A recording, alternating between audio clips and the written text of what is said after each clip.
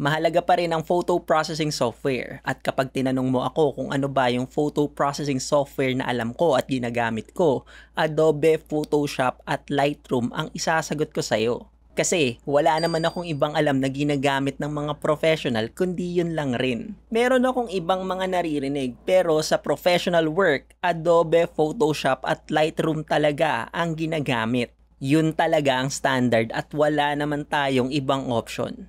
Pero sana meron tayong option, di ba?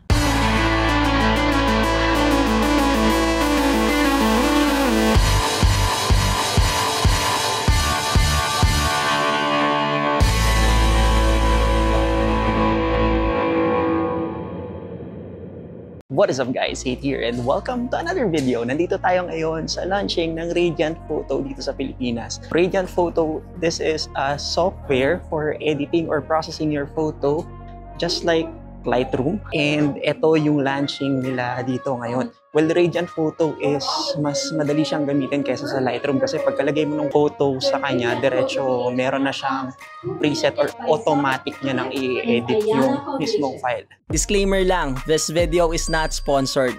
We're just invited in the event. Dito sa event, present din yung iba't ibang mga brands and suppliers. Kaya nagtingin-tingin lang tayo ng mga camera and accessories na nandun. Tingin-tingin lang, syempre.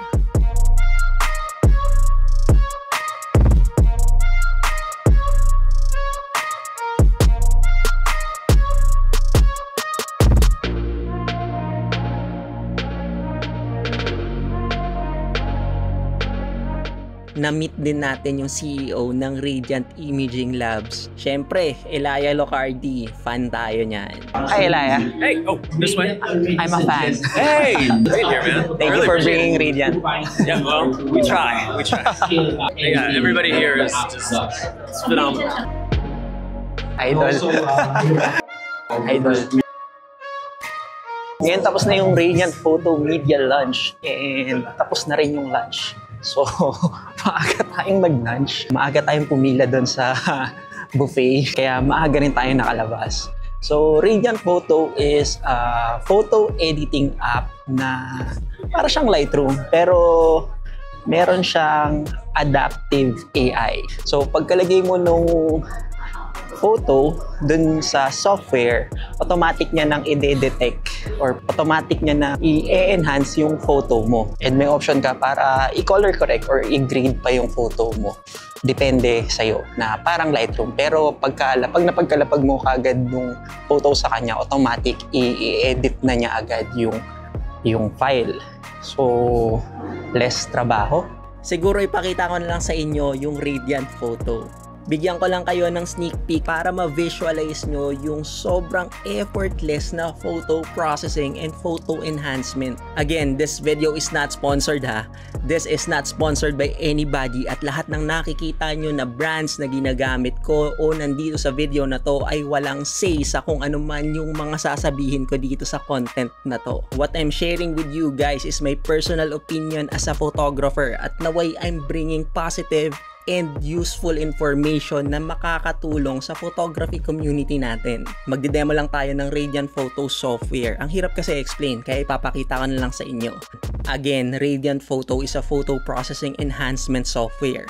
Para siyang Adobe Lightroom. Pero ang pinakakaibahan niya sa Lightroom ay yung pagkalagay mo pa lang ng photo, automatic enhance na siya agad. Enhanced image. Iba yon sa manipulated image. Yung manipulated, yun yung may mga dinadagdag or may binabawas ka sa photo. Itong Radiant Photo, puro mga global edit o processing lang siya talaga. Shadows and highlights, contrast, saturation, yung mga ganon. Puro mga ganun lang, global edit. Puro mga non-destructive adjustment yung ginagawa mo dito. Ibig sabihin, pwede mong mabalikan yung mga adjustment na ginalaw mo at pwede mo siyang ibalik dun sa dati. So, bubuksan natin yung Radiant Photo. So, ito yung software. So, pagkabukas mo, ayan yung lalabas sa'yo na window. Tapos, idadrag lang natin sa kanya yung mga photos na napili natin. So, ayan, may napili na akong 6 na photos. Tapos, pagkalagay mo dyan, ayan, process na siya agad. So, may initial edit na siya agad. So, ayan yung mga photos natin. Itong pinapakita ko sa inyo, overview process lang to hindi to editing process talaga. So kung familiar kayo sa photo processing or batch editing, magigets nyo agad na sobrang dali lang ng processing nito at yung color grading or correction ng app na to is somehow maganda at calibrated naman talaga. Yung mga humihingi sa akin ng photo processing video, ito na yun. Ito na yung pagpa-practice ko sa paggawa nun. Kasi medyo mahirap yung paggawa ng ganitong video yung gagawan mo ng recording yung screen ng computer tapos nagsasalita pa ako sa inyo at the same time. Medyo hindi siya tuloy-tuloy yung pagsasalita mo and mapuputol ka kasi mamamali-mali ka kasi makakalimutan mo yung ibang mga dapat mong sabihin. So medyo mahirap siya para sa akin. Kaya wait nyo lang siguro, magpa-practice pa ako ng madami. Kaya wait nyo lang siguro, mai-share ko rin sa inyo yung photo processing process ko. Pero ngayon, dito muna tayo sa Radiant Photo. Kung beginner ka o nagsisimula ka pa lang sa photo processing, maganda tong Radiant Photo na una mong photo processing software. Well, alternative mo siya sa Lightroom. Syempre, nandyan pa rin yung Lightroom and yung Photoshop. And para sa akin, yun pa rin yung standard talaga. Pero kasi dito sa Radiant Photo, meron ka na agad na reference and calibrated na reference in terms sa color grading. Kasi sa Radiant Photo, meron ka na agad reference ng magandang preset na adaptive na mag-a-adjust sa photos na kuha mo. Pagkalapag mo pa lang, automatic nang i-adjust or i-correct ng software yung exposure and dynamic range. So ito, yan. Ayan yung original. So hindi naman siya masyadong enhance. So pag tiningnan mo, lalo ito. O diba? Halos wala. Or at least para sa akin, na-enhance niya talaga yung photo. Naging mas maganda. Well, kasi maganda na yung kuha ni Fujifilm or yung kulay paglabas sa Fujifilm na camera. Pero ito, in-enhance niya pa. Ayan gumanda yung contrast.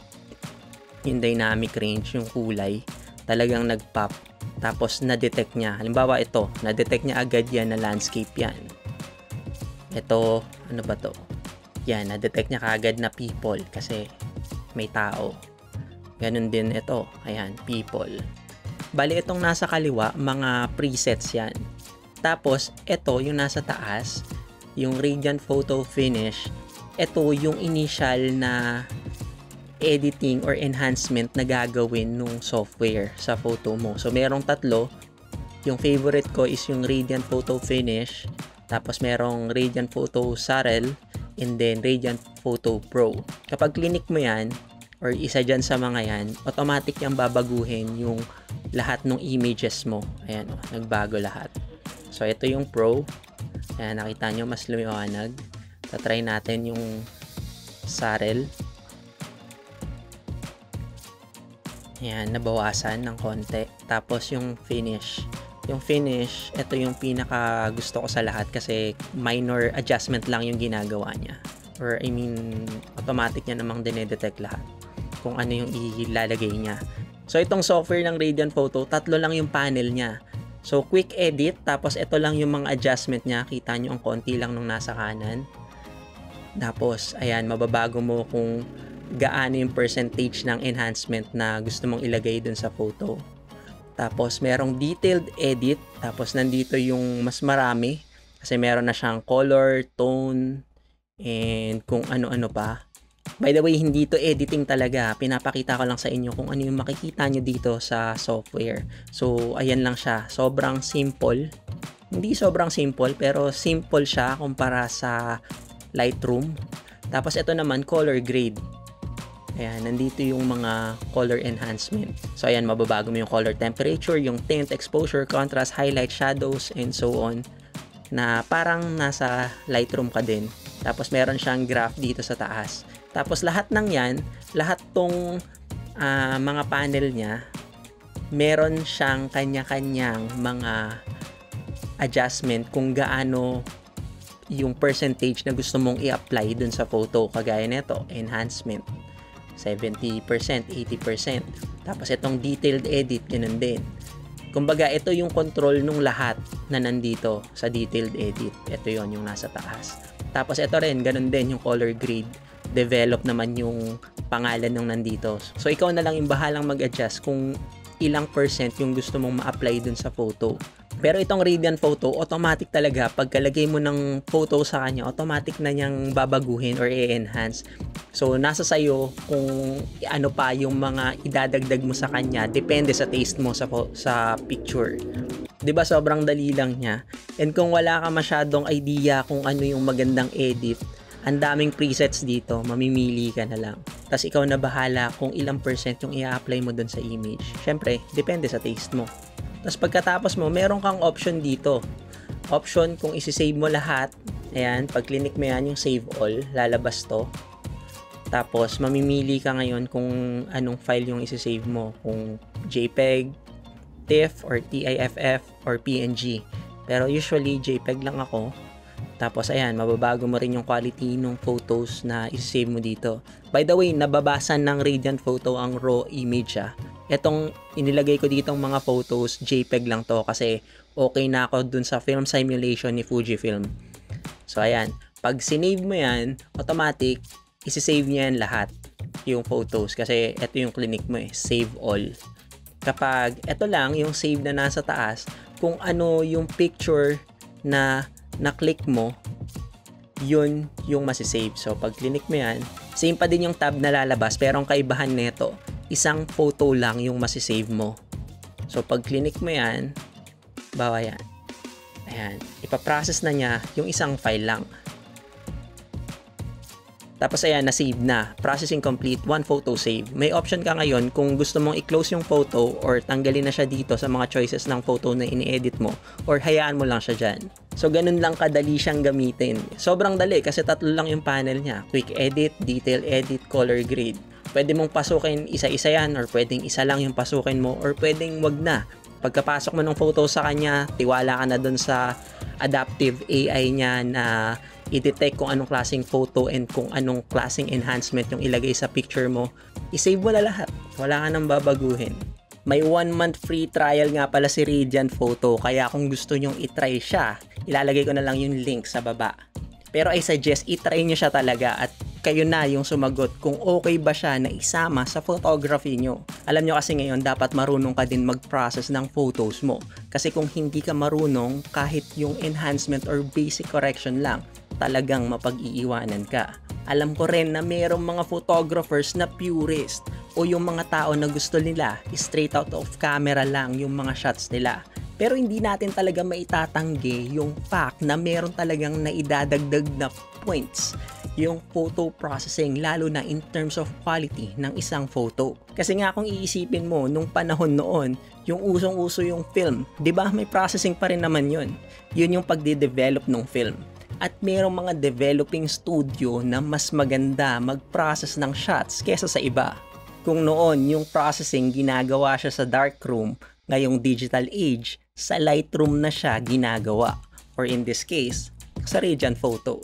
Ngayon nga kasi talaga pag sinabing photo processing or editing software, ang una mong agad maiisip is Adobe Photoshop and Lightroom lang, 'di ba? Lalo pag mga professional photographers yung tinanong mo. Yun talaga ang standard kasi wala naman tayong ibang magandang option, 'di ba? Kaya maganda rin talaga tong Radiant Photo At isa to sa pwede nating option for photo enhancement. Try nyo lang siya guys, tapos comment kayo kung ano yung sa tingin nyo.